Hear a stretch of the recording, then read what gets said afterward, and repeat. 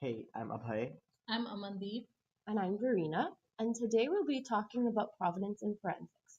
As scary or foreign as this may sound, we will do our best to explain these concepts to you in a way that makes sense and hopefully make this topic easier to understand.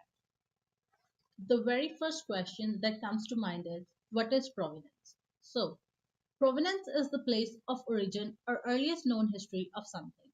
In many fields, including art, science, and computing, provenance is considered as the first class data of importance for tracing an object to its origin. Provenance is defined by a set of different properties about the process, time, and input and manipulated data. Provenance is used to answer a few basic questions such as when the object was created, the purpose of creation, and where the object originated from. Example, the creator of the object. Let's move on to what is provenance in forensics. When a document is stored in a cloud, provenance is important for data forensics to provide digital evidences for post-investigation. Provenance information has a wide range of critical application areas. For example, scientific data processing needs to keep track of data ownership and processing workflow to ensure the trust assigned to the output data. Simply stated, cloud computing is exactly what it sounds like computing on a cloud. Computing means anything you create on a computer. Pictures, documents, algorithms, and people's contact information are all examples of information you can use a cloud or computer to save or run. The problem is that you can only use these objects on your computer. If you send an object through email or thumb drive to any computer, this creates an object copy, but is not the object itself. For example, if I shared these slides with you over email and then changed them, you would not have this change. You would have an old copy of my presentation. The idea of clouds enables more than one computer to have access to the same object and be able to manipulate it in different ways. Meaning, I could provide a way for you to see the presentation through the cloud to see live updates on my presentation. I'm going to do Last time. no, Simply stated, cloud computing is exactly what it sounds like computing on a cloud. Computing means anything you use to create on a computer. Pictures, documents, algorithms, and people's contact information are all examples of information you can use a computer to save or run. The problem is that you can only use these objects on your computer. If you send an object through email or thumb drive to any computer, this creates a copy of the object, but it's not the object itself. For example, if I shared these slides with you over email and then changed them, you would not have this change. You would have an old copy of my presentation. The idea of a cloud enables more than one computer to have access to the same object and be able to manipulate it in different ways, meaning I could provide a way through the cloud to see live updates on my presentation. Of course, cloud computing is not actually this simple. It's not even on a cloud. As you can see from the picture, there are three layers to having a cloud. A physical layer exists in rooms and rooms of servers and storage devices and networks. All of these interconnect to function as the physical layer of a cloud.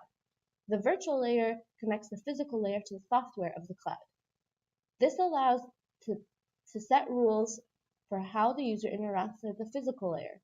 The application layer is for the user to interact with. Having this base knowledge allows us to understand why provenance would be needed for cloud computing. Talking about why is provenance needed in cloud computing? The answer to this question is introducing provenance data into cloud infrastructure would result in following advantages.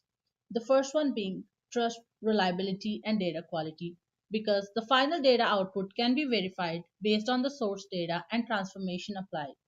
Then comes resource utilization. In cloud, provenance data can be used to utilize the existing running resources by allocating a copy of running resource.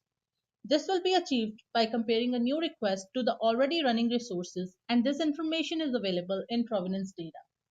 The third one is reduced cost and energy consumption.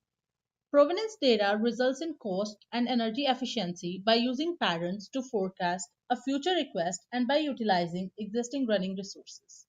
And finally, it helps with fault detection. Provenance data can pinpoint the exact time, service, and method and related data in case of a fault. It is also important to note that in cloud computing, you need provenance for all three layers of the cloud, so that if there is a hack, a cyber forensic specialist can tell where it occurred. Since the cloud has so many working parts, it is hard to debug what goes wrong in the cloud, meaning we need to create logs for every single thing that goes on in the cloud. Who needs provenance in cloud computing? Anyone looking for the origin or permutation to an object needs provenance in cloud computing. In the context of cyber forensics especially, two types of people need provenance in cloud computing. If a cybercrime takes place, cyber forensic specialists need to know what exactly happened to the object in question. Having a detailed account of what happened will be helpful, and the specialists specialist catch the things that seem out of place or unordinary to the document. Believe it or not, hackers also need provenance in cloud computing. Since provenance of an object will contain information about the object, it is essential to the hacker to have this information. This raises questions about the integrity of provenance that we will address later in the video. When is provenance needed? When a document is being created, the data ownership can specify a fine. When is provenance needed? When a document is being created, the data owner can specify a fine-grained access control policy for the document stored remotely in the cloud servers. Low computation and communication overhead at the data owner user side. In cloud computing, the computational ability is not required to be high except for the cloud server. Thus, a provenance system with low computation for data owners and users is preferred in cloud computing. When there is a user to be revoked, the data owner has to update by recomputing all the broadcasts associated with this revoked user. Thus, such a naive approach is not practical, especially in cloud computing. Along with a lot of advantages, there are some challenges related to provenance in cloud computing. We are going to discuss a few of them in this video. The first challenge is domain, platform, and application independence, which refers to how the provenance system works with different domains, that is, the scientific domain, business domain, and database domain, or how it works with different platforms like Windows and applications. Next is the computation overhead, that is, how much extra computer space is required for provenance to work. Then there is storage overhead, which is how and where is provenance data stored. It depends on the type, that is, copy of the original data or the link reference to original data, and the storage unit, which can be server or a file system. Another one is usability, which determines the ease of use of a provenance system from a user and cloud resource provider perspective. How to activate, deactivate, and embed a provenance system into existing cloud infrastructure and services.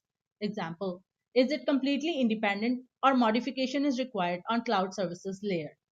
The last one is automaticity, which states that with huge amount of data and process computation within cloud, collecting and storing provenance data should be automatic and consistent. In this presentation, we will be talking about a service that does provenance through logs. Logging as a service is simply taking all of the logs created from a cloud and its different layers and completes them into one object.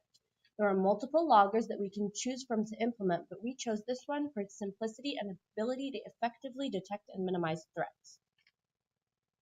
A common principle we have to agree on is that you have to be authenticated. Logging says that if a certain criterion are known to be true, then the object on the cloud is authenticated. Our first criteria is confidentiality.